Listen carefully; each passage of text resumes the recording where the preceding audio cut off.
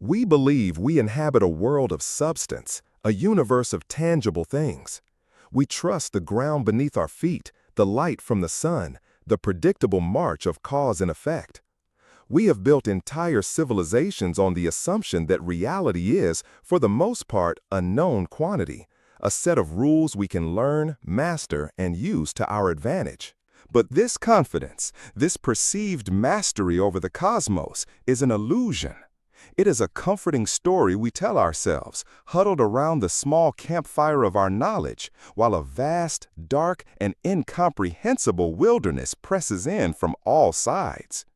The truth is, the universe we can see, touch, and measure is a mere footnote in a much larger, stranger, and more terrifying story. For every atom that makes up you, me, the Earth, and every star in the sky, there is a universe of other stuff that we cannot see, cannot comprehend, and cannot explain. Our most advanced theories, the very pillars of modern physics, crumble into paradox and contradiction when faced with the deepest questions of existence. The cosmos is not just more complex than we imagine, it is more complex than we can imagine. This is a journey to the edge of that understanding. We are not here to celebrate what we know, but to confront the profound, humbling, and sometimes frightening abyss of what we do not. We will explore 7 cosmic puzzles, 7 fundamental rifts in our picture of reality that continue to baffle the most brilliant minds on our planet. These are not trivial questions or minor gaps in our knowledge. These are chasms. They are riddles that suggest the rules we thought were universal are merely local suggestions, and that the true nature of existence is a secret the universe is not yet ready to share. Prepare to question everything you think you know. Our story begins not in the distant future, but in the past. It begins with a man staring at the heavens, armed with the most powerful telescope of his time, and realizing that the universe was lying to him. Everything he saw, all the majestic galaxies pirouetting in the void, was being manipulated by an unseen hand. This man was Fritz Zwicky, a Swiss-American astronomer working at the California Institute of Technology in the 1930s. Zwicky was a brilliant, abrasive, and often confrontational character, a man whose mind worked on a different plane than most of his contemporaries. He was known for his flashes of insight and his equally famous lack of patience for those who couldn't keep up. In 1933, Zwicky turned his attention to the Coma Cluster, a colossal congregation of over 1,000 galaxies located some 320 million light-years away. It was a city of stars, a gravitational metropolis bound together in the deep dark. He set out to do something seemingly straightforward: measure the mass of the cluster. He had 2 ways of doing this. The first was to count the galaxies, estimate their brightness, and from that infer the total mass of all their stars. This was the visible mass, the stuff that shines, the matter we can actually see. It was a painstaking process, but it yielded a number. But Zwicky had a second, more clever method. He observed the movement of the galaxies on the outer edges of the cluster. According to the laws of gravity, first laid down by Newton, the speed of these outlying galaxies depended directly on the total mass of the cluster pulling them inward. The more mass, the faster they could orbit without flying off into intergalactic space. He meticulously measured their velocities, tracking their subtle shifts in light. And when he did the calculations, his blood ran cold. The numbers didn't just disagree, they were violently, impossibly at odds. The galaxies were moving at incredible speeds, far faster than the visible mass of the cluster should allow. Based on the light from all the stars, the Coma Cluster didn't have nearly enough gravity to hold itself together. The galaxies on the edge should have been flung out into the void millions of years ago, like children letting go of a carousel spinning too fast. The entire cluster should have disintegrated. Yet, there it was, stable and serene. Zwicky was faced with a stark choice. Either our understanding of gravity, the most fundamental force in the cosmos, was completely wrong on large scales, or there was something else there, something massive, something invisible, something that was providing the extra gravitational glue holding this city of galaxies together. He called it dunkle materia, dark matter. It was a placeholder name for a profound mystery. He calculated that there had to be at least 400 times more of this dark matter than visible matter to account for the speeds he was observing. The universe, he proposed, was dominated by a substance that emitted no light, reflected no light, and interacted with nothing we could see. His colleagues were not impressed. Zwicky was a known eccentric, and the idea of a universe filled with invisible matter sounded more like science fiction than serious astronomy. His groundbreaking paper was largely ignored for decades, a curious footnote in the annals of cosmology. The scientific community simply wasn't ready to accept that 99% of the universe was missing. But a seed of doubt had been planted. The celestial ledger books didn't balance, and Zwicky had been the first to notice the discrepancy. The mystery of the invisible scaffolding of the cosmos had been born, and it would lie dormant, waiting for another brilliant mind to uncover the same impossible truth. That mind belonged to Vera Rubin. In the 1960s and 70s, Rubin, an astronomer at the Carnegie Institution in Washington, faced an uphill battle in a field heavily dominated by men. But her persistence and meticulous approach to science would ultimately change our understanding of the cosmos forever. Together with her colleague Kent Ford, Rubin wasn't looking at clusters of galaxies, but at individual spiral galaxies, like our own Milky Way. She was interested in their rotation. Common sense and Newtonian physics dictate that objects farther from the center of a spinning system should move more slowly. Think of our own solar system. Mercury zips around the sun, while distant Neptune plods along at a much more leisurely pace. This is because the vast majority of the solar system's mass, the sun, is concentrated at the center. The gravitational pull gets weaker the farther you go out, and so the orbital speeds decrease. Rubin expected to see the same thing in galaxies. The bright, dense core of a galaxy contains most of its stars, so the stars on the outer edges should be moving much more slowly than those near the center. Using a highly sensitive spectrograph developed by Ford, Rubin began to measure the rotation curves of galaxies. She pointed her telescope at the Andromeda galaxy, our closest spiral neighbor, and began to map the speeds of its stars at various distances from the galactic center. What she found was shocking. The stars near the center were moving fast, as expected. But as she looked further and further out, the speeds didn't drop off. The stars on the very fringes of the galaxy, where the starlight becomes thin and faint, were rotating just as fast as the stars much closer in. The galactic rotation curve was flat. It was as if Neptune were orbiting the sun at the same speed as Mercury.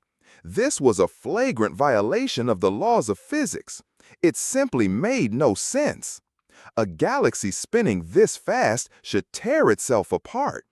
The stars on the edge should be flung off into the darkness like sparks from a grinding wheel. Rubin and Ford were stunned. They checked their data. They recalibrated their instruments. They observed other galaxies. And everywhere they looked, they saw the same impossible phenomenon. Every single spiral galaxy they studied had a flat rotation curve. The universe was screaming that something was wrong with our model. Like Zwicky before her, Vera Rubin was left with the same two unsettling possibilities. Either Newton's laws of gravity were incorrect, or galaxies were embedded in a massive, invisible halo of something. That something had to be providing the extra gravitational pull to keep those fast-moving outer stars in their orbits. This time, the evidence was too compelling to ignore. Rubin's data was precise, her methodology impeccable, and her findings were replicated by other astronomers. The scientific community, which had dismissed Zwicky decades earlier, was forced to confront the ghostly reality. Dark matter was not a fringe theory. It was a cosmic necessity. We now estimate that the universe is made of about 5% ordinary or baryonic matter, the stuff of atoms, stars, and people. About 27% is dark matter. The rest, as we will see, is something even stranger. But for now, consider the implication. For every 5 pounds of normal stuff in the universe, there are 27 pounds of an invisible, unknown substance. It is the invisible skeleton upon which the visible universe is built. The cosmic web, that vast network of galactic filaments and voids that defines the large-scale structure of the cosmos, is a map of dark matter. The galaxies we see are just the luminous foam on a deep, dark gravitational ocean. They pool and collect in the densest regions of the dark matter halos. So, what is it? That is the billion-dollar question, and the honest answer is, we have no idea. We know what it's not. It's not just dust or dead stars or black holes. We've accounted for all of that, and it doesn't even come close to the amount needed. This isn't just matter that's dark. It's a fundamentally new kind of matter, something not found in our standard model of particle physics. Scientists have come up with a rogues gallery of hypothetical candidates. The leading suspect for many years has been a class of particles called WIMPs, which stands for weakly interacting massive particles. As the name suggests, they would be massive, perhaps hundreds of times heavier than a proton, and they would interact with normal matter only through the weak nuclear force and gravity. Weakly interacting part is key. It explains why we can't see them. Trillions of WIMPs could be passing through your body, through the entire Earth, every second without leaving a trace. They are ghosts in the cosmic machine, exerting their influence only through their collective gravitational pull. Another promising candidate is the axion. Axions are hypothetical, extremely lightweight particles that were originally proposed to solve a different problem in particle physics. They would be even more elusive than WIMPs, interacting so feebly that detecting them is an almost Herculean task. But how do you catch a ghost? How do you find a particle whose defining characteristic is that it barely interacts with anything? The search for dark matter has pushed human ingenuity to its absolute limits, leading to some of the most extraordinary experiments ever conceived. One approach is direct detection. Deep underground, in abandoned gold mines or beneath mountains, scientists have built detectors shielded from the cosmic rays that constantly bombard the Earth's surface. These experiments are designed to be the quietest, most pristine places on the planet, hoping to catch the faintest whisper of a dark matter particle. Inside these subterranean labs, vats of supercooled liquid xenon or germanium crystals wait in absolute darkness. The theory is that, very rarely, a WIMP passing through the Earth might happen to strike one of the atomic nuclei in the detector, causing a tiny flash of light or a minuscule vibration. It's like listening for a single pin drop in the middle of a hurricane. Experiments like the Large Underground Xenon, LUX, in South Dakota, and the Xenon 1T experiment in Italy have been running for years, patiently waiting for that telltale bump in the dark. So far, they have found nothing. The silence from these deep Earth chambers is deafening, and it has led physicists to question whether WIMPs are really the right answer. Another strategy is indirect detection. If dark matter particles are their own antiparticles, they could annihilate each other when they collide. These annihilations would produce a shower of familiar particles, like gamma rays or neutrinos. So, we can use telescopes to look for an excess of these particles coming from regions where dark matter should be dense, like the center of our galaxy. Space-based instruments like the Fermi Gamma Ray Space Telescope and the Alpha Magnetic Spectrometer on the International Space Station are constantly scanning the heavens for these annihilation signals. They have seen some intriguing hints, some excess gamma rays from the galactic center that could fit the profile of dark matter. But the evidence is still inconclusive. It could just be other, more conventional astrophysical processes, like pulsars. Finally, there's the most audacious approach, making our own dark matter. At the Large Hadron Collider, LHC, at CERN, physicists smash protons together at nearly the speed of light, recreating the conditions of the early universe. The hope is that in the debris of these violent collisions, a dark matter particle might be forged. Because dark matter is invisible, scientists at the LHC can't see it directly. Instead, they look for its shadow. They meticulously add up all the energy and momentum of the particles flying out from a collision. If the numbers don't balance, if some energy and momentum appear to be missing, it could be a sign that an invisible dark matter particle was created and flew away undetected. It's a process of cosmic accounting, looking for a discrepancy in the universe's books. The LHC has conducted trillions of collisions, but as of yet, there has been no definitive sign of new particles beyond the standard model. The ghost remains at large. This lack of detection has led some scientists to reconsider the first possibility Zwicky and Rubin faced. Maybe our understanding of gravity is wrong. Theories like modified Newtonian dynamics, or MOND, propose that gravity behaves differently on galactic scales than it does in our solar system. In this view, there is no dark matter. The flat rotation curves are simply a manifestation of a new law of gravity. However, MOND has its own problems. While it can explain galaxy rotation curves quite well, it struggles to account for the behavior of galaxy clusters and the patterns we see in the cosmic microwave background. The standard model of cosmology, which includes dark matter, provides a much better overall fit to all of our observations. And so, we are left in a state of profound cosmic ignorance. We live in a universe whose primary component is a complete mystery. It is a substance that shaped the galaxies, that dictates the fate of the cosmos, and that flows through us at this very moment. Yet we have no idea what it is. This invisible matter is not just a scientific puzzle, it's a philosophical one. It is a humbling reminder that our senses, the very tools we use to perceive reality, are blind to the vast majority of what is actually out there. We are like deep-sea creatures, living our entire lives in the crushing dark, aware only of the faint bioluminescent flickers around us, completely oblivious to the sunlit world that constitutes the true majority of our planet. Solving the mystery of dark matter would not just be another scientific discovery. It would be a revolution on par with Copernicus realizing the Earth is not the center of the universe.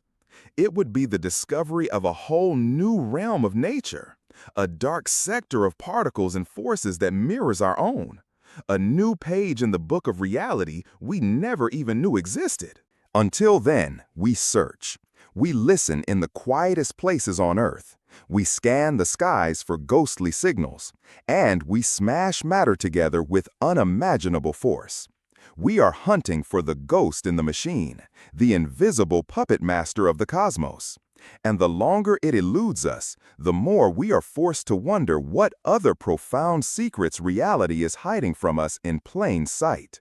If the mystery of dark matter represents a vast, unknown substance, our second puzzle represents a vast, unknown force. It is a phantom energy that is not holding the universe together, but actively tearing it apart. This is the story of dark energy, the force behind the runaway universe. For most of the 20th century, cosmologists were wrestling with one big question about the expansion of the universe. In the 1920s, Edwin Hubble had shown that the universe is getting bigger. He observed that distant galaxies are all moving away from us, and the farther away they are, the faster they are receding. This was the first evidence for the Big Bang. But what was the future of this expansion? The universe is full of matter, and matter creates gravity. Gravity pulls things together. Therefore, the combined gravitational pull of all the galaxies, stars, and dark matter in the cosmos should be acting as a brake on the expansion, slowing it down over time. The debate was about how effective this brake was. If there was enough matter in the universe, enough mass and gravity, the expansion could eventually be halted and reversed, leading to a big crunch where the universe would collapse back in on itself.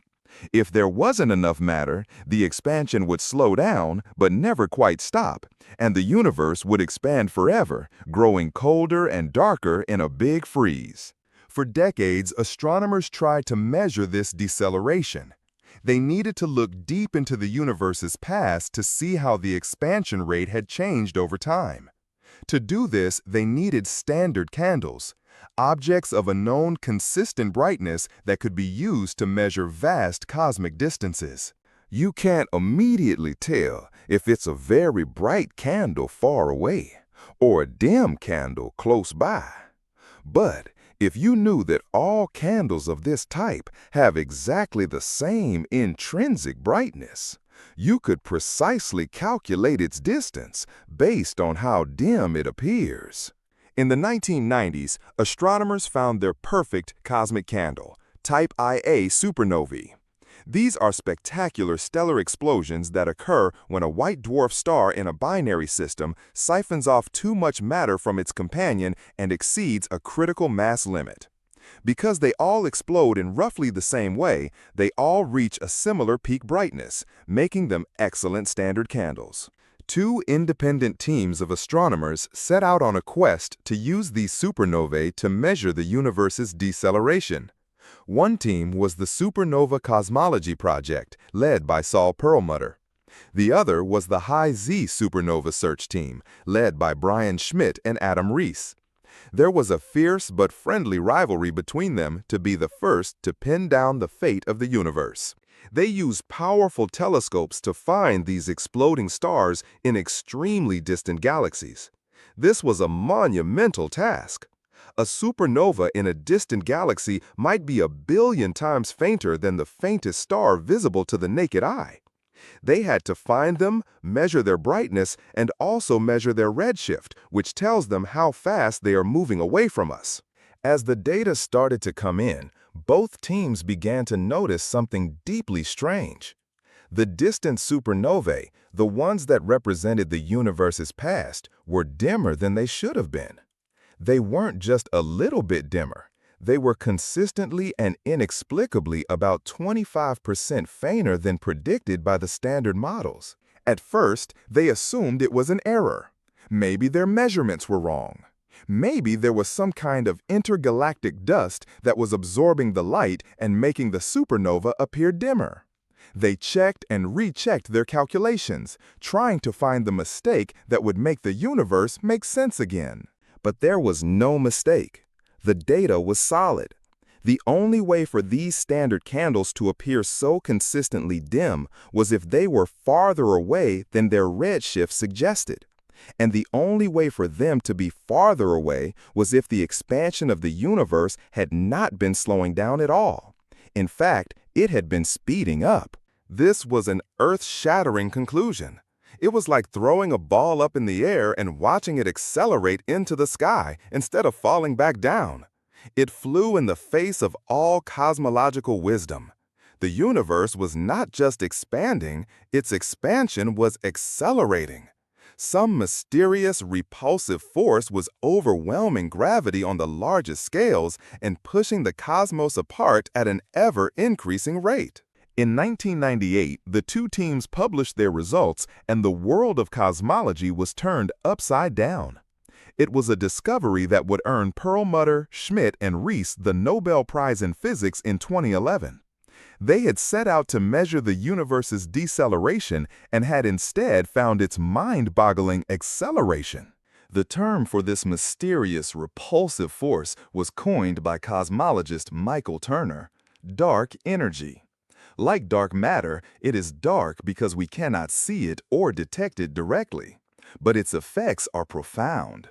It is the dominant component of the universe, making up an estimated 68% of its total mass energy content. So, to recap our cosmic inventory, the universe is 68% dark energy, 27% dark matter, and a mere 5% is the ordinary matter that makes up everything we have ever known or seen.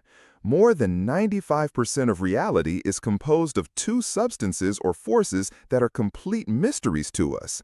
This is the humbling state of modern cosmology. But what is dark energy? Just as with dark matter, we have theories but no definitive answers. The leading contender is a concept that has a long and storied history in physics, one that was once called Albert Einstein's biggest blunder. This is the idea of the cosmological constant.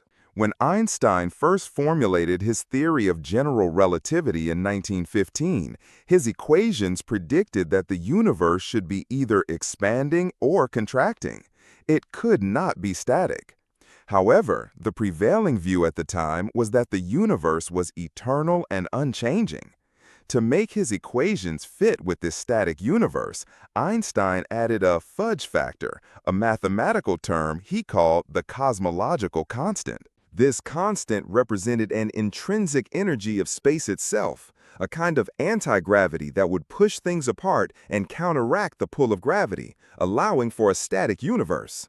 But then, in 1929, Edwin Hubble discovered the expansion of the universe. The universe wasn't static after all. Einstein reportedly called the cosmological constant the biggest blunder of his life and removed it from his equations. But now, in a stunning reversal, the discovery of cosmic acceleration has brought the cosmological constant back from the dead. Perhaps it wasn't a blunder after all. Perhaps there really is an energy inherent to the vacuum of space.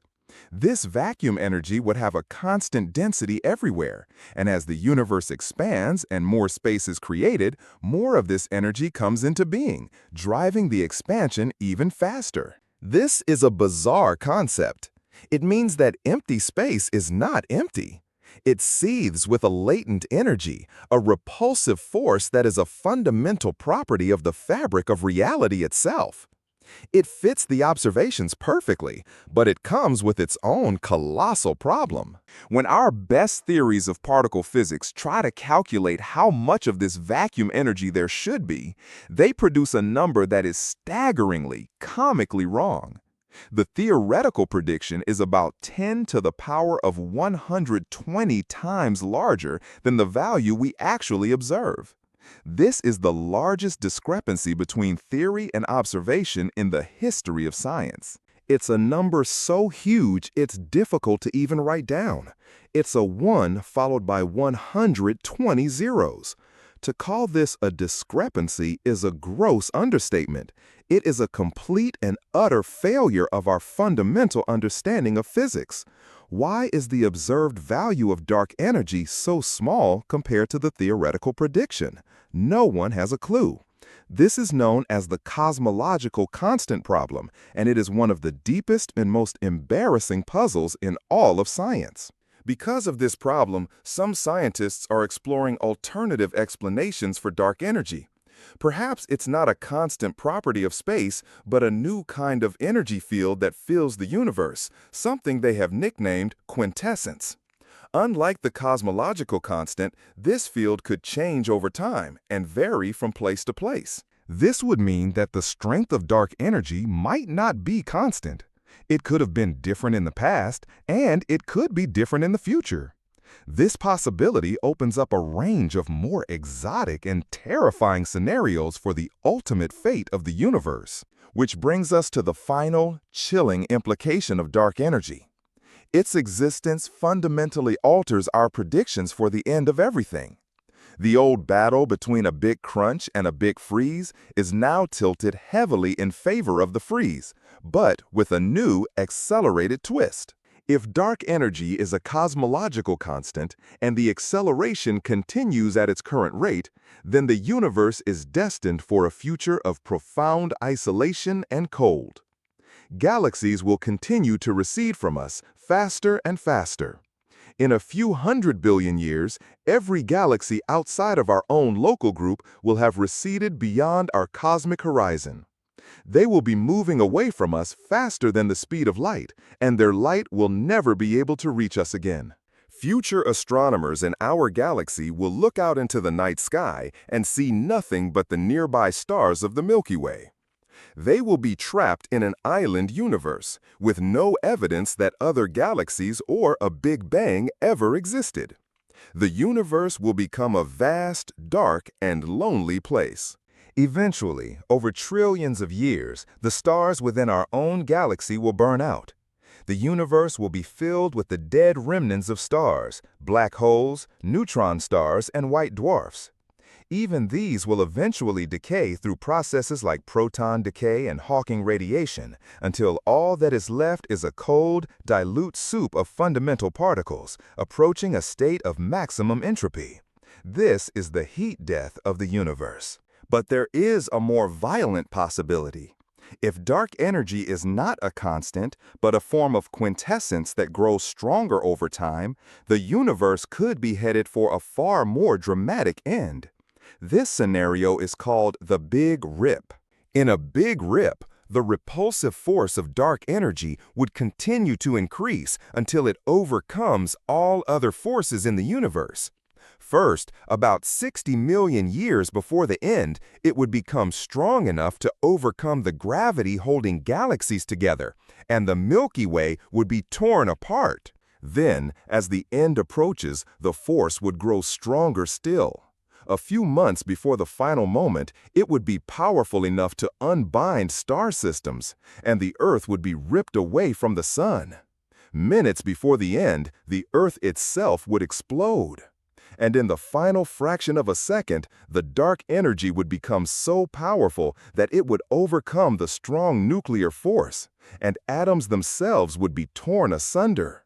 The fabric of space-time would be ripped apart, and the universe would end in a singularity of infinite density and scale. Currently, our observations suggest that the cosmological constant and the Big Freeze scenario are the most likely outcome, but our measurements are not yet precise enough to rule out a Big Rip or other even stranger possibilities.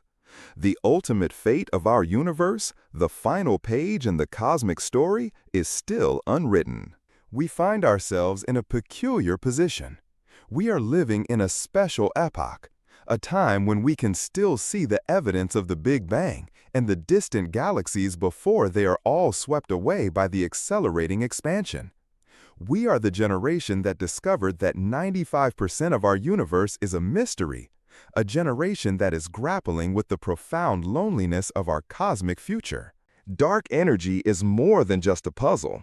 It is a declaration from the cosmos that its destiny is not in the hands of matter and gravity, the forces we thought we understood. Instead, it is being dictated by a mysterious, pervasive nothingness that is actively pushing everything apart. We are passengers in a runaway universe, and we have no idea what is pressing down on the accelerator. From the grandest scales of the cosmos, we now turn inward to a question that is both cosmic in scope and deeply personal. It is a puzzle born from the sheer statistics of the universe and the profound, deafening silence that answers us when we call out. This is the story of the Fermi paradox and the haunting question, where is everybody? Our galaxy, the Milky Way, is a fairly typical spiral galaxy. It contains somewhere between 100 and 400 billion stars. It is a staggering number, one so large that it is difficult for the human mind to truly grasp. But the immensity of the cosmos does not stop there. Through our telescopes, we can see that the Milky Way is just one of countless galaxies. Current estimates, based on deep-field observations from the Hubble Space Telescope, suggest that there are at least 2 trillion galaxies in the observable universe. 2 trillion galaxies, each with hundreds of billions of stars. Let's be conservative. Let's say there are 100 billion stars per galaxy, and only 1 trillion galaxies. That's 100 sextillion stars, a 1 followed by 23 zeros. Even if we confine ourselves to just our own galaxy, the numbers are still mind-boggling. Let's try to put 100 billion stars in perspective. If you were to count 1 star every second, without ever stopping to eat or sleep, it would take you over 3,000 years to count to 100 billion. That's just the stars in our own cosmic backyard. Now, consider the planets. For a long time, we didn't know if other stars had planets. Now, thanks to missions like the Kepler Space Telescope, we know that planets are the rule, not the exception. It is now estimated that, on average, there is at least one planet for every star in the galaxy. Many stars have multiple planets. So we're looking at hundreds of billions, perhaps trillions of planets in the Milky Way alone. The next question is, how many of these planets are habitable? This is where we enter the realm of estimation, but we can make some educated guesses. A habitable planet is typically defined as one that is rocky, like Earth, and orbits within its star's habitable zone, the region where temperatures are just right for liquid water to exist on the surface. Not too hot, not too cold. Recent studies suggest that as many as 20% of Sun-like stars could have an Earth-sized planet in their habitable zone.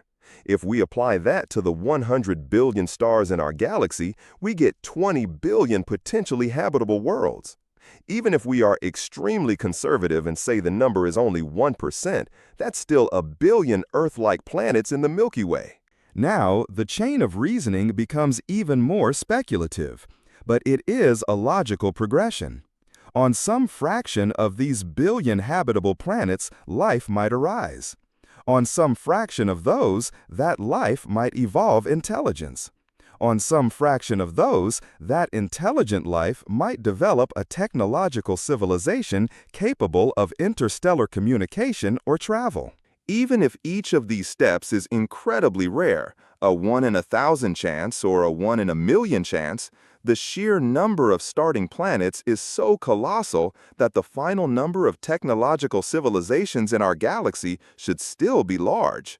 It should be in the thousands, or at the very least, more than one. This line of thinking was famously formalized in 1961 by the astronomer Frank Drake. He created what is now known as the Drake equation, a probabilistic argument used to estimate the number of active, communicative extraterrestrial civilizations in the Milky Way. It's not a rigorous equation meant to yield a precise answer, but rather a tool to organize our ignorance and stimulate discussion. But the logic is powerful. Now consider the age of the universe. The Milky Way is about 13.6 billion years old. Our Sun is a relative latecomer at only 4.6 billion years old. There have been billions of years for other civilizations to arise on planets orbiting older stars. A civilization that arose, say, a billion years before us, would be a billion years more advanced. What would a billion years of technological progress look like? It is impossible to comprehend. The difference between us and a civilization a million years older would be like the difference between a human and a bacterium. A civilization a billion years older would be godlike from our perspective. Such a civilization, or even one just a few thousand years more advanced than us, would surely have developed interstellar travel. Even at slow, sublight speeds, it would not take that long to colonize the entire galaxy.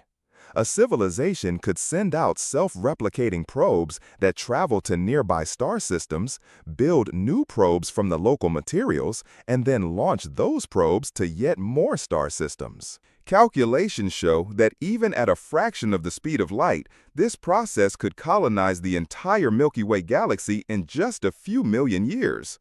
A few million years is a cosmic blink of an eye compared to the 13.6 billion year age of the galaxy. So, the galaxy should have been colonized many times over by now. And yet, we see nothing. We hear nothing. When we look at the sky, we see stars, planets, and galaxies, all seemingly governed by the simple laws of physics. We don't see the cosmic engineering projects of a super civilization. We don't see Dyson spheres built around stars to capture their energy. We don't see fleets of starships crisscrossing the void. When we listen to the sky with our radio telescopes through projects like SETI, the search for extraterrestrial intelligence, we are met with a profound and eerie silence. The universe is quiet, too quiet. This is the Fermi paradox. It was famously articulated by the physicist Enrico Fermi during a lunch conversation in 1950. Amid a discussion about UFOs, Fermi suddenly asked a simple, powerful question that cut through all the speculation. But where is everybody? It is a genuine paradox. The argument that the galaxy should be teeming with intelligent life is strong. The observation that we have no evidence of it is also strong. The two seem to be in direct contradiction. So, where is the flaw in the logic? The proposed solutions to the Fermi paradox are as fascinating as they are, at times, terrifying. One category of solutions suggests that we are, for all practical purposes, alone. Perhaps one of the steps in the chain of life and intelligence is so incredibly rare that it has only happened once, here on Earth. This is the rare Earth hypothesis. Maybe the formation of life itself, the jump from non-living chemistry to a self-replicating organism, is a near impossible fluke. Or perhaps the evolution of complex, multicellular life is the bottleneck. Or maybe the leap to human-level intelligence and technology is the truly hard part. We have only one data point, ourselves, so we have no way of knowing how probable any of these steps are. This solution is both lonely and a little bit arrogant. It places humanity on a special pedestal in the cosmos. But it is a logically consistent possibility. We might simply be the first, or the only, intelligent civilization in our galaxy. Another, more ominous category of solutions revolves around the idea of a great filter. This theory, proposed by Robin Hanson, suggests that there is some barrier or challenge that is so difficult to overcome that it prevents almost all life from reaching a state of interstellar colonization. This filter could be behind us, or it could be ahead of us. If the filter is behind us, then we are extremely lucky. It could be the initial spark of life or the development of intelligence. We have somehow passed the great test that almost everyone else fails. This would make us not just rare, but cosmically precious. But what if the great filter is ahead of us? This is a much more frightening prospect. It would mean that intelligent, technological civilizations arise relatively often, but they all, without exception, destroy themselves before they can colonize the galaxy. The filter could be nuclear war, runaway climate change, a misengineered pandemic, or the dangers of an uncontrolled artificial intelligence. In this view, the silence of the cosmos is a warning. It is the silence of a graveyard. The sky is quiet because every civilization that reaches our level of technological capability inevitably engineers its own extinction. This is perhaps the darkest and most sobering solution to the Fermi paradox. Then there are the solutions that suggest aliens are out there, but we just can't see or hear them for some reason. Perhaps interstellar travel is much harder than we think, and everyone is confined to their home star system. Or maybe they are communicating, but using a technology we can't yet comprehend, like modulated neutrinos or gravitational waves. It would be like trying to find internet signals with a 19th century telegraph. Another idea is that they are deliberately hiding from us. This is the zoo hypothesis. Perhaps the Earth is a designated nature preserve, and advanced civilizations are observing us from a distance, following a strict non-interference policy. We are a protected species, left to develop on our own without contamination from the outside. Or, in a more sinister twist, perhaps the galaxy is a dark forest. In a dark forest, you don't dare make a sound because you don't know what predators might be listening.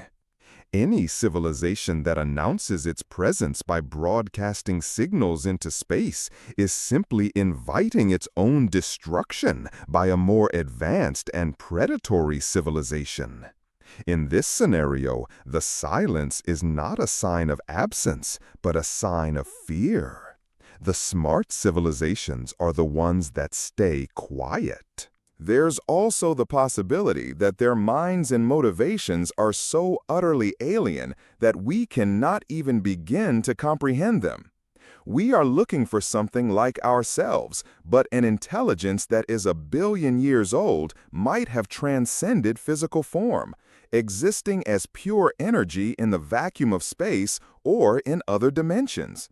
We are ants on an anthill next to a superhighway, completely unaware of the civilization that passes by us every day. Finally, there is the unsettling thought that our perception of reality is flawed. Perhaps we live in a simulation, and the programmers simply haven't written any aliens into the code for our particular section of the universe. Or perhaps we are the aliens, and life on Earth was seeded here from elsewhere, a process called panspermia. The Fermi paradox leaves us with no easy answers. It is a mirror that reflects our own hopes, fears, and limitations. It forces us to confront our place in the universe. Are we the pinnacle of cosmic evolution? Or are we just clueless children playing in a sandbox, unaware of the vast, complex, and potentially dangerous adult world around us? Every time we point a telescope to the sky, we are not just looking for planets and stars. We are listening for an answer to this profound question. The silence so far is one of the most significant and mysterious pieces of data we have ever collected. It is a cosmic riddle that challenges our assumptions about life, intelligence, and the destiny of all civilizations, including our own. Our next puzzle takes us from the vast emptiness between the stars to the most extreme objects within them. We journey to a place where matter is crushed to infinite density, where time and space are warped beyond recognition, and where the fundamental laws of physics appear to break down. We are going to the edge of a black hole to confront a paradox that pits the two pillars of modern physics against each other in a fight to the death. This is the black hole information paradox, a riddle that asks a deceptively simple question. What happens to something when it falls into a black hole? The answer, it turns out, could unravel the very fabric of reality. First, let's understand the beast we're dealing with. A black hole is a region of spacetime where gravity is so strong that nothing, not even light, can escape. They are formed from the collapsed remnants of massive stars. At the center of a black hole is a singularity, a point of effectively infinite density where our current laws of physics cease to make sense. Surrounding the singularity is a boundary called the event horizon. This is the point of no return. Once you cross the event horizon, the pull of gravity is so immense that you would need to travel faster than the speed of light to escape, which is impossible. The event horizon is not a physical surface. It is a one-way door in space-time. For a long time, the classical picture of a black hole was that it was a simple, eternal cosmic prison. Anything that fell in, a star, a planet, an astronaut, was lost forever. Its information and complexity crushed out of existence at the singularity. Black holes were thought to be bald, meaning they could be described by only 3 properties: their mass, their spin, and their electric charge. All other information about what made them was lost. But this picture was dramatically changed in 1974 by the brilliant physicist Stephen Hawking. By combining the principles of general relativity with the strange rules of quantum mechanics, Hawking made a startling discovery. He found that black holes are not completely black. They should, in fact, glow faintly. This phenomenon, now known as Hawking radiation, arises from quantum effects near the event horizon. According to quantum field theory, empty space is not truly empty. It is a bubbling cauldron of virtual particles that pop into and out of existence in pairs, a particle and its antiparticle. They exist for a fleeting moment before annihilating each other. Hawking realized that if a pair of these virtual particles is created right at the edge of a black hole's event horizon, it's possible for one particle to fall in while the other escapes. The particle that escapes becomes a real particle, carrying energy away from the black hole. To an outside observer, it looks as if the black hole is emitting a faint thermal radiation. This has a profound consequence, because the escaping particle carries energy away, and energy is equivalent to mass thanks to E=mc². The black hole must lose mass. This means that black holes are not eternal.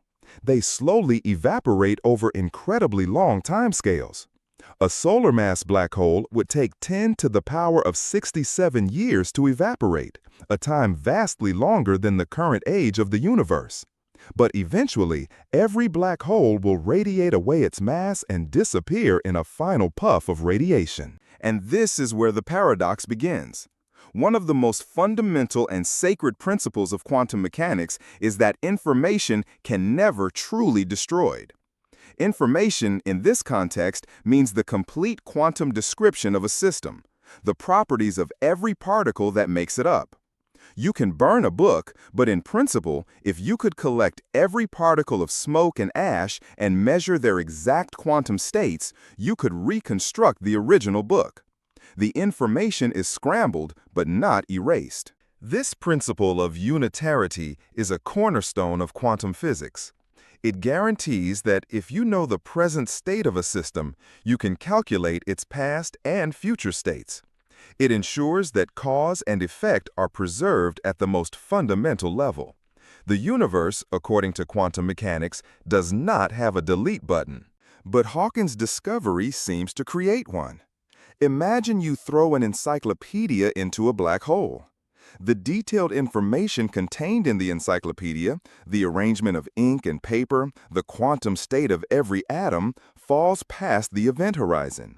The black hole's mass increases slightly.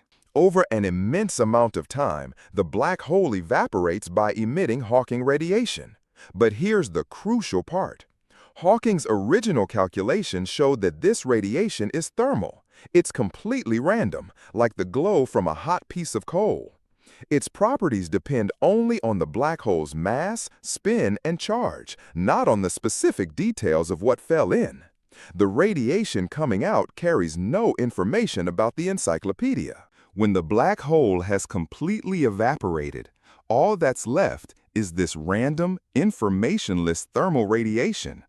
The encyclopedia and all the information it contained has vanished from the universe without a trace. It has been permanently deleted. This is the black hole information paradox.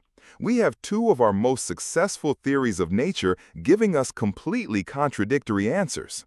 General relativity, which describes the black hole, says the information is trapped inside and lost forever. Quantum mechanics, which governs the rest of the universe, says information can never be destroyed. You can't have it both ways. One of them has to be wrong. This is not just an academic debate. It is a crisis at the heart of theoretical physics. It suggests that our understanding of either gravity or quantum mechanics, or both, is fundamentally incomplete. It's a clue that there is a deeper theory, a theory of quantum gravity that we have yet to discover. Physicists have been wrestling with this paradox for nearly 50 years, and it has generated some of the most mind-bending ideas in science. Stephen Hawking himself initially believed that the information was truly lost, a controversial stance that put him at odds with most of the quantum physics community. He famously made a bet with physicists John Preskill and Kip Thorne about the outcome. Over the years, many potential solutions have been proposed. One idea is that the information is not lost, but is somehow encoded in the outgoing Hawking radiation. The radiation wouldn't be perfectly thermal after all. It would contain subtle correlations and patterns that, if you could decode them, would reveal everything that ever fell into the black hole. This seems like a plausible way out, but it has its own problems. For the information to get out, it would have to travel from inside the event horizon to the outside, which would require it to travel faster than light. This would violate another core principle of relativity called locality, the idea that an event can only be influenced by its immediate surroundings. Another, even more radical idea is the holographic principle, Proposed by Gerard Tooft and Leonard Susskind, this principle suggests that all the information about a three-dimensional volume of space, like the interior of a black hole, can be thought of as being encoded on its two-dimensional boundary, the event horizon. It's like a hologram, where a 2D surface contains all the information to project a 3D image. In this view, when the encyclopedia falls into the black hole, its information doesn't really cross the event horizon. Instead, it gets smeared out and imprinted on the surface of the horizon itself. As the black hole evaporates, the shrinking horizon releases this information back into the universe, encoded in the Hawking radiation. The information is saved, but our intuitive picture of a 3D reality is challenged. But even the holographic principle leads to its own bizarre consequences. In 2012, a group of physicists explored what would happen to an astronaut falling into a black hole under this model. They came to a terrifying conclusion. To avoid violating the laws of quantum mechanics, the event horizon could not be an empty, invisible boundary. It would have to be a firewall, a wall of high-energy particles that would instantly incinerate anything that tried to cross it. Firewall paradox creates a new problem. According to Einstein's theory of general relativity, an astronaut falling into a large black hole shouldn't feel anything special as they cross the event horizon. It should be a smooth, unremarkable passage.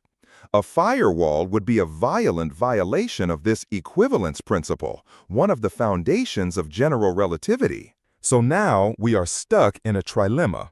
We have three principles that seem to be fundamental. Information is conserved from quantum mechanics, the equivalence principle holds from general relativity, and locality is true, nothing travels faster than light. The paradox suggests that we can only keep two of these three. At least one of them must be wrong when it comes to black holes. In 2004, Stephen Hawking dramatically conceded his bet with John Preskill. He announced that he had been wrong and that information is, in fact, not lost in black holes. His new calculations suggested a way that information could leak out, though the exact mechanism is still highly debated and not fully understood. It involves complex ideas about multiple possible universes and alternative histories. More recent proposals involve ideas of quantum entanglement between the inside and outside of the black hole, creating wormholes that could transmit information. The paradox continues to be a fertile ground for cutting-edge research, pushing our theories to their absolute breaking points. Why does this abstract problem matter so much? Because a black hole is the ultimate laboratory for a theory of quantum gravity. It is the one place in the modern universe where the immense gravity of relativity and the tiny scale of quantum mechanics are forced to interact. If we can understand what happens at the event horizon, we might find the key to unifying these two great theories and creating a single theory of everything. The information paradox is a stark reminder that our neat and tidy laws of physics are just approximations that work well in our everyday world. When we push them to the extremes, to the edge of a black hole, they begin to fray and contradict each other. The universe is showing us a crack in its facade, a hint that there is a deeper, stranger reality lurking beneath the surface. What that reality is, and whether we can ever fully comprehend it, remains one of the greatest challenges in all of science. Our fifth puzzle brings us back from the theoretical edge of a black hole to a very real and very loud mystery that is currently unfolding in observatories around the world. It is a puzzle that didn't even exist 2 decades ago. It involves fleeting, ghostly signals from the depths of intergalactic space. Signals of such incredible power that they defy easy explanation. This is the hunt for the origin of fast radio bursts. For just a few thousandths of a second, your instruments register a blast of radio waves so powerful that for that brief moment, it outshines entire galaxies. This burst of energy is equivalent to the sun releasing in a single millisecond what it normally emits over the course of 3 days. It flashes and then it's gone, vanished without a trace. You check your equipment, you check for local interference, a microwave oven, a passing satellite, but the signal is real. It came from billions of light years away. You have just detected a fast radio burst, or FRB. This is precisely what happened in 2007, though the discovery itself was an accident. Duncan Lorimer, an astronomer at West Virginia University, had assigned his student, David Narkovic, the tedious task of sifting through archival data from the Parkes Radio Telescope in Australia. They were looking for pulsars, but instead, Narkovic stumbled upon a signal from 2001 that was unlike anything seen before. It was a short, sharp, incredibly bright burst of radio waves. One of the key clues to its origin was a property called dispersion. As the radio waves traveled through the vast emptiness of intergalactic space, they interacted with the sparse electrons of the intergalactic medium.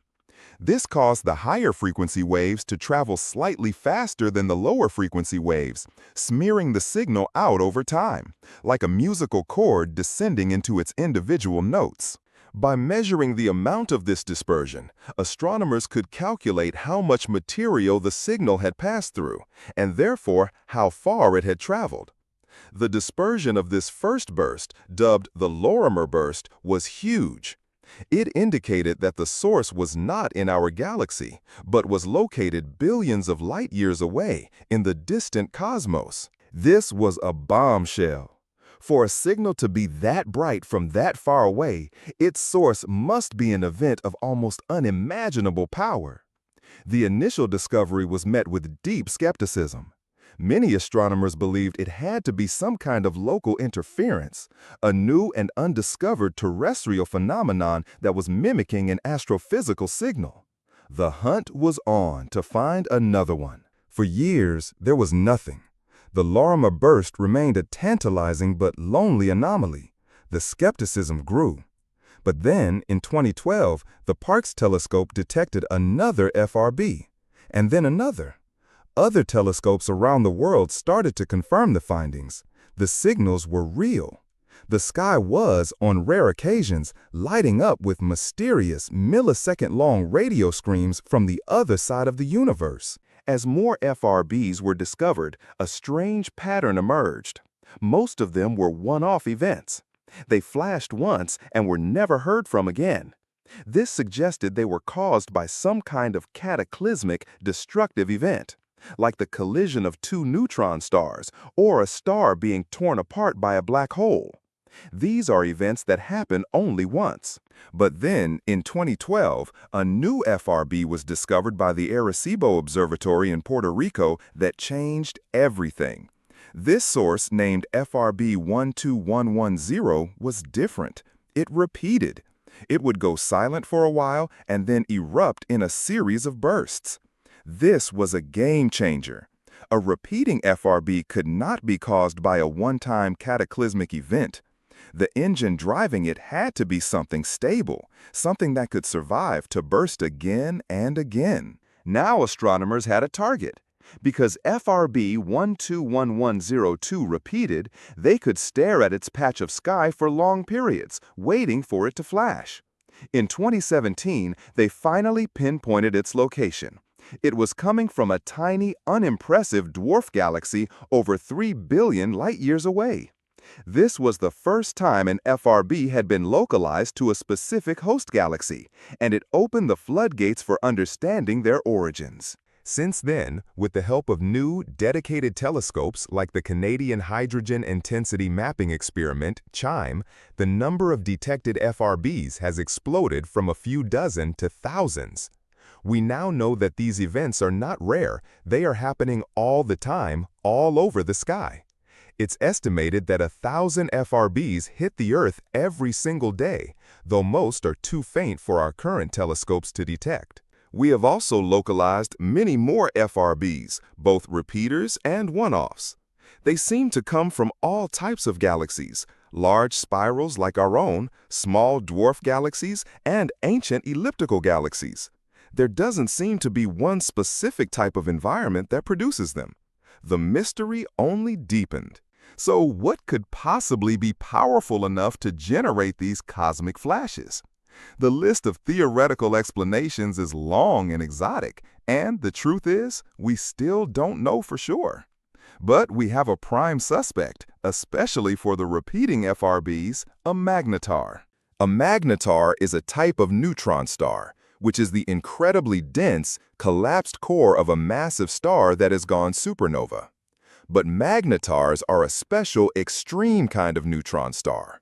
They are the most powerful magnets in the universe. Their magnetic fields are 1,000 trillion times stronger than Earth's and hundreds of times stronger than a typical neutron star's. This immense magnetic field is so strong that it can deform the star's crust. This can lead to sudden, violent starquakes on the surface of the neutron star. These starquakes could release a massive burst of energy that gets converted into a beam of radio waves. This would explain the repeating nature of some FRBs, as the magnetar could have many such quakes over its lifetime. In 2020, this theory received a huge boost. For the first time, astronomers detected an FRB-like signal coming from within our own Milky Way galaxy. The source was a known magnetar called SGR 1935 plus 2154. It was a much weaker burst than the cosmological ones, but it had all the hallmarks of an FRB. It was the smoking gun that linked at least some FRBs to magnetars. However, the magnetar theory might not be the whole story. The energy of the burst from the Milky Way magnetar was still thousands of times less powerful than the FRBs we see from other galaxies. It's not clear if a magnetar could produce the most energetic FRBs we've observed. And it doesn't easily explain the one-off, non-repeating bursts. So other theories are still on the table. Perhaps the non-repeaters are caused by something else entirely, like the collision of two neutron stars. This event would produce a massive burst of energy and a black hole, leaving nothing behind to repeat. Or perhaps they are related to superluminous supernovae or the collapse of a massive star directly into a black hole. And then there are the more speculative and more exciting possibilities. Could FRBs be a sign of alien technology? It's a possibility that has to be considered. A powerful, beamed signal could be used for interstellar communication or to propel a light sail for an advanced starship. The repeating nature of some FRBs, with their complex patterns of activity and silence, is certainly intriguing. However, most scientists believe that a natural explanation is far more likely. The sheer energy of the bursts would require a civilization of incredible power. And the fact that they are coming from all over the universe, from all types of galaxies, makes a natural astrophysical origin more plausible than a coordinated network of alien beacons. FRBs are not just a mystery to be solved, they are also a powerful new tool for studying the universe. As their radio waves travel across billions of light years, they pass through the cosmic web, the tenuous filaments of gas and dark matter that connect galaxies. The way the FRB signal is dispersed and distorted by this material can tell us about the density and magnetic fields of the intergalactic medium. This has allowed astronomers to start solving another cosmic puzzle, the missing baryon problem. We knew from studies of the early universe how much ordinary, baryonic matter there should be. But when we added up all the matter in stars and galaxies, we could only account for about half of it. FRBs have helped us find the missing half. It's lurking in the diffuse, hard-to-see gas of the cosmic web, and the FRBs are lighting it up for us as they pass through. We are in the golden age of FRB astronomy. Every day, new bursts are being detected, and our map of these strange cosmic events is growing more detailed. We are like cosmic detectives who have just discovered a new type of clue, a fleeting fingerprint left at the scene of some of the most violent events in the universe. The mystery of what creates these millisecond screams from the void is one of the hottest topics in astrophysics today. Whether they are the death cries of colliding stars, the tantrums of hypermagnetic stellar remnants, or something else entirely, Their discovery has opened a new window onto the extreme, high-energy universe. And they are a potent reminder that the cosmos is still full of surprises, with new and profound mysteries waiting to be found in the noise. We now take a step back in time, a giant leap, in fact, to the very first moments of existence. Our sixth puzzle concerns an event that may have happened in the first trillionth of a trillionth of a trillionth of a second after the Big Bang. It is a theory that solves some of the biggest problems with our standard model of the universe. But it is so extreme and so far beyond our ability to directly test that it remains one of the most contentious and fascinating ideas in all of cosmology. This is the mystery of cosmic inflation. The standard Big Bang theory has been incredibly successful. It correctly predicts the expansion of the universe, the existence and temperature of the cosmic microwave background (CMB) radiation, and the observed abundances of light elements like hydrogen and helium. It is the bedrock of modern cosmology. However, by the late 1970s, it had become clear that the standard Big Bang model had some serious problems, some deep puzzles that it couldn't explain. These weren't minor issues. They were fundamental paradoxes that pointed to a major gap in our understanding of the universe's origin story. The first of these is called the horizon problem. The cosmic microwave background, the leftover heat from the Big Bang, is a snapshot of the universe when it was only 380,000 years old. When we look at this radiation coming from opposite ends of the sky, we find that it has almost exactly the same temperature, to a precision of 1 part in 100,000. This uniformity is a huge problem. According to the standard Big Bang theory, these two regions of the sky, which are now 27 billion light-years apart, were never in causal contact with each other. They were too far apart for light or any other signal to have traveled between them in the time available. So how did they know to have the same temperature? It's like finding two people on opposite sides of the Earth who have never met or communicated, but who are wearing the exact same incredibly complex outfit. It suggests they must have been in contact at some earlier time. The second major issue is the flatness problem. According to Einstein's theory of general relativity, space-time can have a curvature. It can be closed like the surface of a sphere, open like the surface of a saddle, or flat like a sheet of paper. The overall geometry of the universe depends on its total density of mass and energy. Measurements of the universe today show that it is extraordinarily flat. It's not perfectly flat, but it's very, very close. This is a problem because a flat universe is an unstable state, like a pencil balanced on its tip.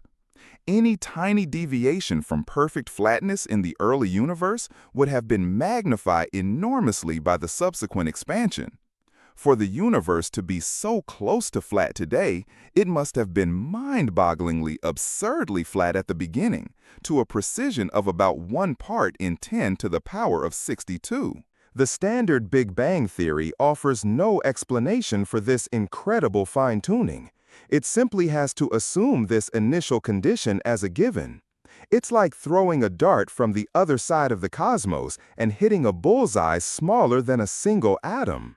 It seems to require an impossible degree of luck.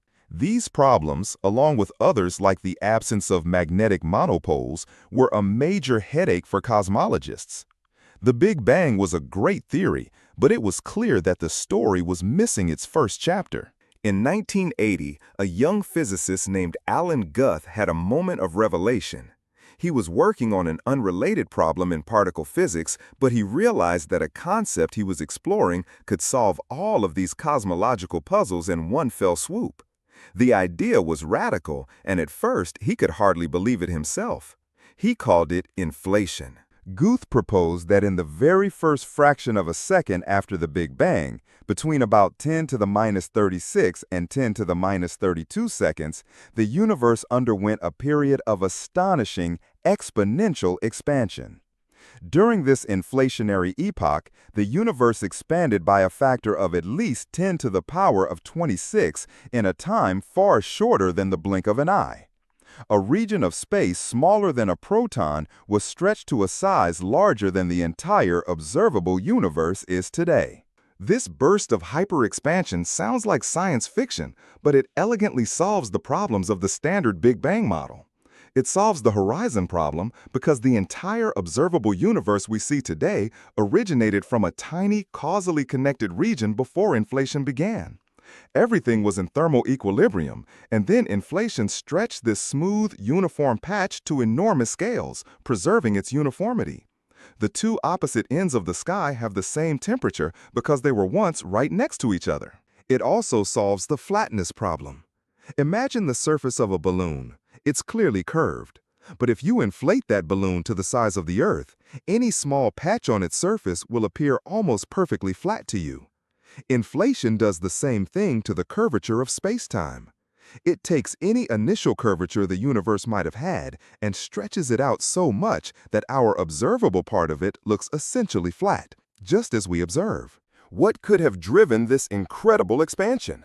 The proposed mechanism is a hypothetical energy field called the inflaton field. In the very early, hot, and dense universe, this field would have been in a high-energy, false vacuum state. This state would have had a strong, repulsive gravitational effect driving the exponential expansion. Then, at the end of the inflationary period, the inflaton field decayed into a lower energy state, and its energy was converted into the hot soup of particles and radiation that we associate with the standard Big Bang. In this picture, the Big Bang is not the beginning of everything, but rather the end of inflation. Cosmic inflation is a beautiful and powerful idea. It has become a standard part of our cosmological model. But is it true? How can we possibly test a theory about what happened in the first 10 to the minus 32 seconds of time? It seems impossible. And yet, there is a way. Inflation would not have been perfectly smooth. There would have been tiny quantum fluctuations, ripples in the inflaton field. As the universe expanded, these quantum scale fluctuations would have been stretched to astronomical sizes. These stretched-out fluctuations would have become the seeds for the large-scale structure of the universe. They would have created tiny variations in the density of the early universe. The slightly denser regions would have had more gravity and would have attracted more matter, eventually growing into the galaxies and galaxy clusters we see today. Inflation predicts a very specific pattern for these initial density fluctuations. And we can see this pattern. It is imprinted on the cosmic microwave background. The tiny temperature variations in the CMB are a direct picture of these primordial quantum fluctuations writ large across the sky.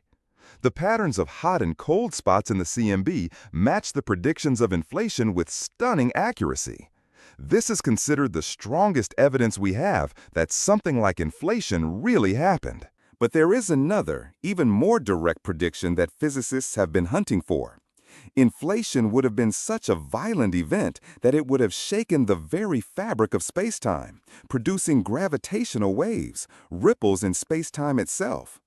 These primordial gravitational waves would also leave a faint but unique signature in the CMB, a specific type of polarization pattern known as B-modes. Finding these B-modes would be the smoking gun for inflation. It would be a direct image of the gravitational waves from the first moments of creation. In 2014, the world of physics was electrified when a team of scientists from the BICEP 2 experiment at the South Pole announced that they had detected this very signal. It was hailed as a monumental discovery, a Nobel-worthy confirmation of inflation. However, the excitement was short-lived. It was later shown that the signal they had detected was not from primordial gravitational waves, but was instead caused by dust within our own Milky Way galaxy, which also produces a similar polarization pattern. The search for the B-modes from inflation is still ongoing, with more sensitive experiments currently scanning the skies. A definitive detection remains elusive. Inflation also leads to some truly mind-bending philosophical implications.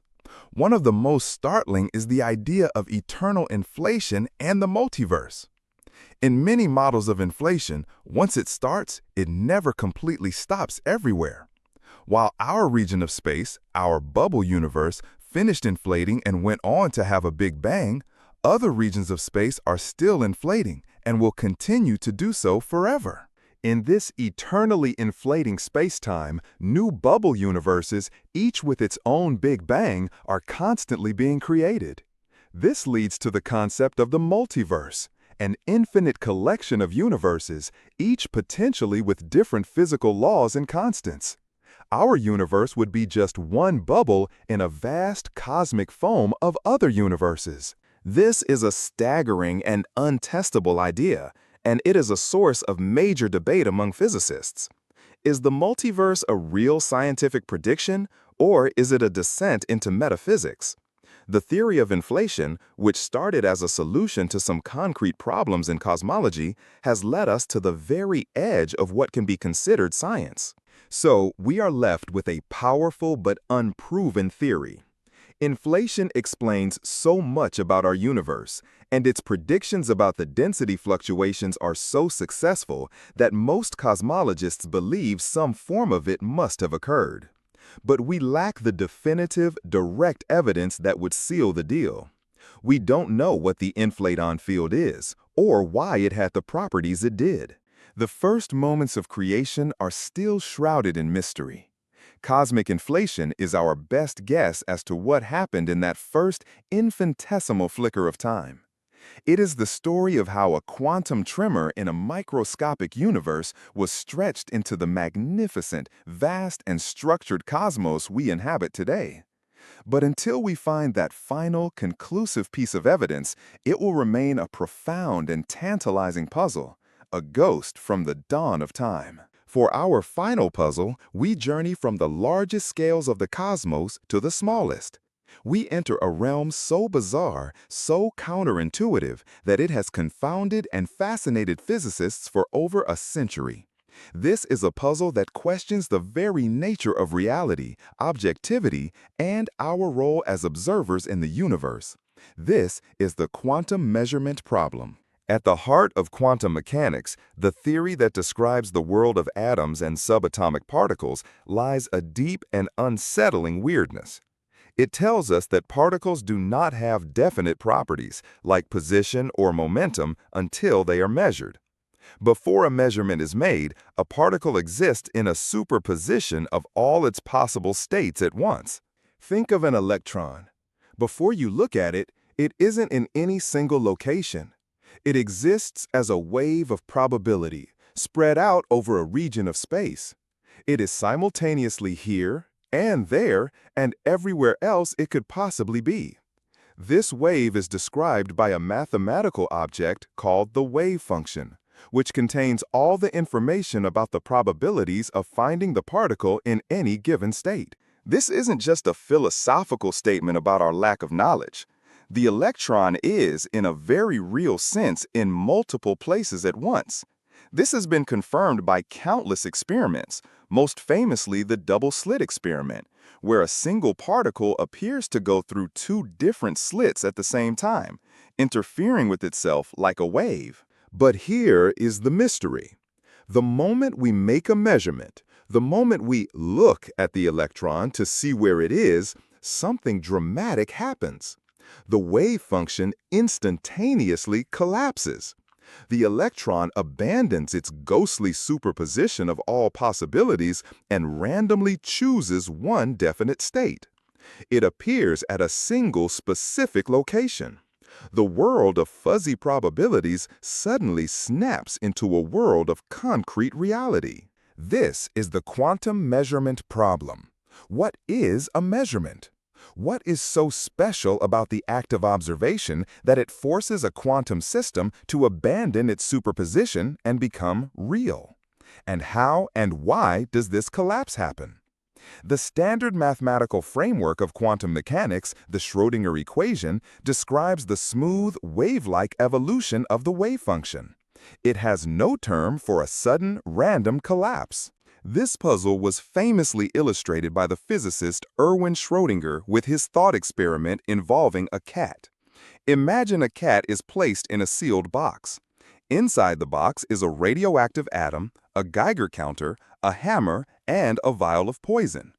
If the atom decays, a random quantum event, the Geiger counter will detect it and trigger the hammer to smash the vial, releasing the poison and killing the cat. According to the laws of quantum mechanics, before we open the box and make a measurement, the atom is in a superposition of both having decayed and not having decayed. But because the cat's fate is entangled with the atom's state, the cat itself must also be in a superposition. The cat is simultaneously alive and dead at the same time, described by a single wave function. This is, of course, absurd in our macroscopic world. We never see cats that are both alive and dead. The moment we open the box and measure the system, the wave function collapses, and the cat is found to be either definitively alive or definitively dead. The problem is that quantum mechanics gives us no clear rule for what constitutes a measurement that causes this collapse. Is it the Geiger counter? Is it the interaction with the macroscopic hammer? Or does it require a conscious observer, a human being, to look inside the box? The idea that human consciousness is what collapses the wave function was entertained by some early pioneers of quantum mechanics, but it is a deeply unsettling and solipsistic view that most physicists today reject. It would mean that reality is not objective, but is somehow brought into being by our own minds. Over the decades, many different interpretations of quantum mechanics have been proposed to try and solve this measurement problem. They all agree on the mathematical predictions of the theory, which are incredibly accurate, but they offer wildly different pictures of the underlying reality. The oldest and most standard view is the Copenhagen interpretation, developed by Niels Bohr and Werner Heisenberg. It essentially says, "Don't ask." It posits a fundamental split between the quantum world of superpositions and the classical world of definite measurements. It states that the collapse of the wave function is a real physical process, but it doesn't offer a mechanism for it. It treats measurement as a black box, a primitive concept that cannot be explained further. For many physicists, this is deeply unsatisfying. It feels like giving up on finding a complete description of reality. It led to a different and perhaps even more bizarre proposal, the many worlds interpretation, first proposed by Hugh Everett III in the 1950s. The many worlds interpretation solves the measurement problem by simply denying that the wave function ever collapses at all. Instead, it says that every time a quantum measurement is made, the entire universe splits into multiple parallel universes. In our Schrödinger's cat experiment, when the atom is in its superposition, the universe splits into two branches. In one branch, the atom decayed and the cat is dead. In the other branch, the atom did not decay and the cat is alive. When you open the box, you don't collapse the wave function. You simply become part of one of these branches. There is another version of you in another parallel universe who saw the opposite outcome. The wave function of the entire multiverse continues to evolve smoothly according to the Schrödinger equation, with no collapse. All possible outcomes of any quantum event are realized in some parallel world. This is a mind-boggling idea. It means that you are constantly splitting into countless copies of yourself, each experiencing a different reality. It populates the universe with an infinite number of parallel worlds that we can never interact with. It is a grand and elegant solution, but it comes at the cost of a vastly inflated and untestable reality. Other interpretations try to find a middle ground. Pilot wave theories, like the one developed by David Bohm, suggest that particles do have definite positions at all times, but they are guided by a hidden pilot wave. The weirdness of quantum mechanics comes from our inability to know the exact initial conditions of the particles and the wave. Objective collapse theories propose that the collapse of the wave function is a real physical process, but it is not caused by measurement. Instead, it is a rare, random event that happens spontaneously. For a single particle, this collapse is very infrequent.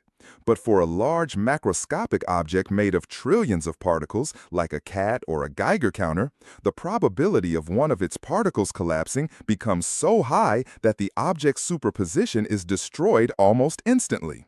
This would explain why we never see macroscopic objects in superposition. The measurement problem is not a historical curiosity. It is an active area of research. Physicists are designing experiments that push the boundaries between the quantum and classical worlds, trying to put larger and larger objects into a state of superposition.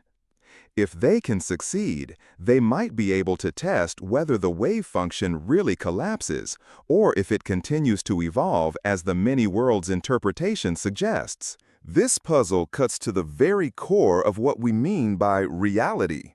Is there an objective world out there that exists independently of us? Or is the universe a participatory one, where the act of observation plays a crucial role in bringing reality into being? Quantum mechanics seems to hint at the latter, a world where the line between observer and observed is blurry, and where the universe only settles on a definite state when it is forced to. It is the deepest and most philosophical of our 7 puzzles. It doesn't ask what the universe is made of or where it is going. It asks what it means for the universe to be at all. The fact that our most fundamental theory of the physical world leads to such a profound metaphysical crisis is a sign that we are far from a final understanding of nature. The world of the very small is a world of ghosts, probabilities, and paradoxes. And until we can solve the measurement problem, we are all like Schrödinger's cat, living in a superposition of knowledge and ignorance, waiting for the box to be opened to reveal the true nature of reality. We have journeyed from the invisible scaffolding of galaxies to the accelerating edges of the cosmos. We have listened to the profound silence between the stars and stared into the information-destroying abyss of a black hole. We have chased millisecond phantoms across the universe, peered back to the first tremor of creation, and questioned the very fabric of reality at its smallest scale. We are left not with answers, but with a deeper, more profound appreciation for the magnitude of the mystery. Our science, for all its power and precision, has led us to a shore overlooking a vast ocean of the unknown. For every question we answer, we find a dozen more, each more fundamental than the last. These 7 puzzles, dark matter, dark energy, the Fermi paradox, the information paradox, fast radio bursts, cosmic inflation, and the measurement problem, are not failures of science. They are its greatest triumphs. They are the markers of our progress, the signposts that show us where the edge of our knowledge lies and where the next great revolutions in understanding are waiting to be found. They teach us a lesson in humility. We are a young species on a small planet orbiting an average star in a forgotten corner of one galaxy among trillions. Our perception of reality is limited by our biology and our technology. The idea that we should have it all figured out is the ultimate form of arrogance. The universe is under no obligation to make sense to us. Its rules were not written for our convenience. They are complex, often paradoxical, and operate on scales of space, time, and energy that are far beyond our everyday intuition. To be a scientist, to be a curious human being, is to embrace this uncertainty. It is to live with the paradoxes, to be comfortable with not knowing, and to find beauty and excitement in the questions themselves. The quest for knowledge is not a sprint to a finish line of final answers. It is an infinite, multi-generational journey of exploration, a conversation with the cosmos that will last as long as our species does. Perhaps some of these puzzles will be solved in our lifetimes. A particle of dark matter may finally flicker into life in a detector deep underground. A telescope may finally catch the faint signature of gravitational waves from the dawn of time. A new theory may finally unite the warring worlds of gravity and quantum mechanics. But even if they are, new puzzles will undoubtedly emerge to take their place. The universe, it seems, is a riddle wrapped in a mystery inside an enigma. And that is its greatest gift to us. It gives us something to wonder about, a reason to keep looking up, a cosmic canvas on which to paint our grandest questions and our most audacious dreams. The true wonder of the cosmos is not that we have managed to understand so much, but that there is so much left to be discovered. The story of the universe is still being written, and we are privileged to be alive in a chapter where the plot has just begun to thicken. The greatest mysteries are still out there, waiting for us. The silence is waiting to be broken. The darkness is waiting for the light.